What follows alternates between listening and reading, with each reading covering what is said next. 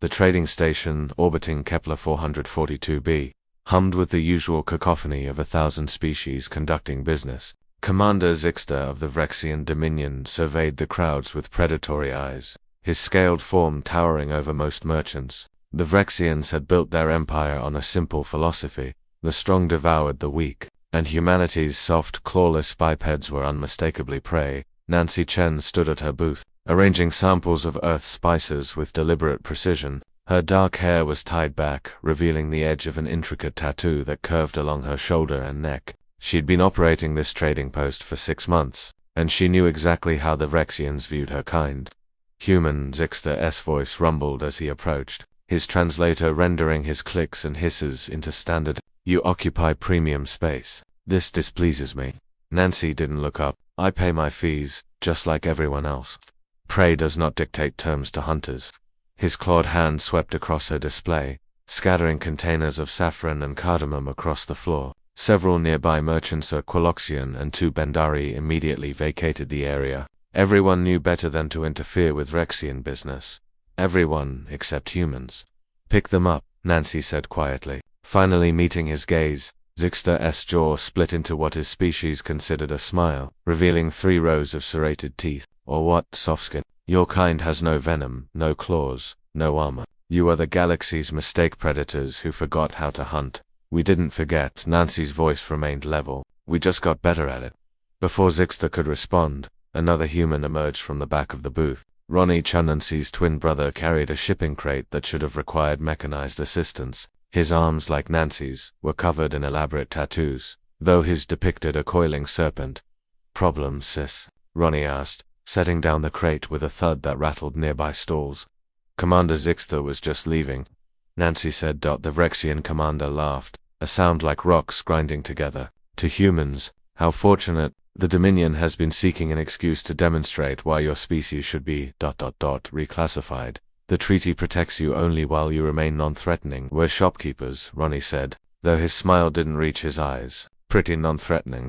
Zixter's tail lashed, smashing into a support beam. You occupy our space. You trade in our markets. You exist in our galaxy. That is threat enough. Nancy rolled her shoulder, and the tattoo rippling across her skin seemed to move in the station's fluorescent light. It was a tiger rendered in exquisite detail, mid-leapt with eyes that seemed almost alive. The beast's stripes flowed down her arm, each line a testament to Earth's apex predators. Do you know what this is? Nancy asked, turning so Zixter could see the full artwork. Body decoration. Prey species often adorn themselves to attract mates. It's a tiger. From Earth, Nancy's voice took on a lecturer's tone. 300 kilograms of muscle, bone, and fury. It hunted in forests so dense you couldn't see 3 meters ahead. It stalked prey for hours, completely silent. When it struck, the kill was instantaneous. A predator from your world, and yet humans hunted them to near extinction.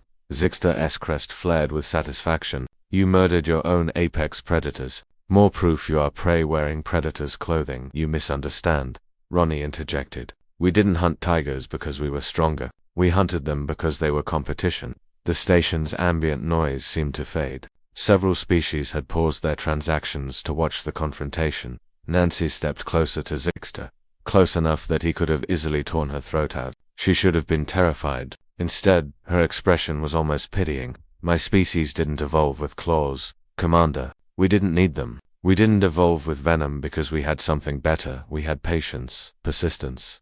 We would track prey for days, weeks even, until it collapsed from exhaustion. We didn't need to be faster or stronger. We just needed to be relentless.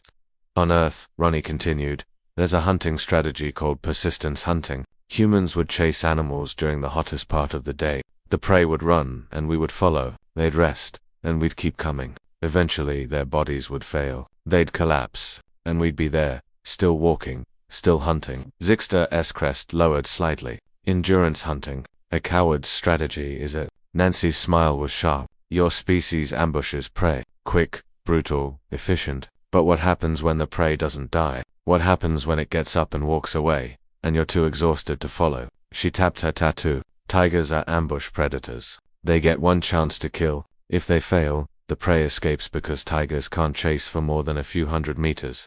But humans, we're the nightmare that doesn't stop. We're the predator that shows up again and again, and again. Ronnie leaned against the booth. Commander, do you know how humans really conquered Earth? We didn't outfight every predator. We outlasted them. We survived ice ages, droughts, volcanic winters. We spread to every continent, every climate, every ecosystem. We are the species that refuse to die. Zixter was silent, his tail now still. Nancy bent down and began picking up the scattered spice containers. So here's what's going to happen. You're going to leave my booth. You're going to remember this conversation. And the next time you think humans are prey, remember something. She straightened, her tiger tattoo seeming to snarl in the light. Prey runs away. Predators. We open shops in your territory and dare you to do something about it. For a long moment, Zixter stood frozen. His predatory instincts, honed over millions of years of evolution, suddenly recognized something they'd missed. These weren't prey animals. These were competitors wearing a disguise of weakness. Without another word, the Vrexian commander turned and walked away. Ronnie exhaled slowly. Think he got the message? Nancy smiled, returning to her arrangement. Oh, he got it. Humans aren't prey, Ronnie. We're the predator that learned to smile. Across the station, word spread quickly. The humans, soft, weak, clawless humans, had faced down a Vrexian commander. But more importantly, they'd made him understand something the galaxy had missed. Humanity hadn't evolved to be the strongest or the fastest. They'd evolved to be inevitable. And that tiger tattoo, it wasn't decoration. It was a warning, the end.